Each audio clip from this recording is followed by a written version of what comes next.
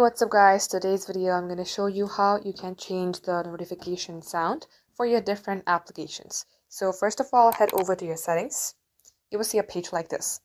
In here, let's go ahead and change the notification sound for Instagram. So I'm going to directly search for Instagram by using this search box. Type in Instagram and then you will see it under app info. Tap onto it. Select notifications. Select notification categories. Now let's go ahead and change it for, let's say, messages. Tap on messages. And as you do that, you will see sound. Tap onto it. And these are all the sound that you can choose from. Choose any one of them. Once you do that, let's go ahead and do the same thing for Facebook.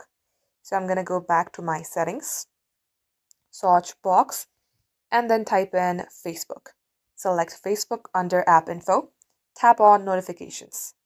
Let's go ahead, first of all, allow notifications, then select notification categories. Now at this section, let's go ahead and change the notification for, let's say, messaging. Tap on messaging, then select sound. By default, it might be on to some app provided sound, but you may go ahead and choose any one of these. Now once done, notification has been changed for different applications. So guys, this is how it's done. Thank you for watching.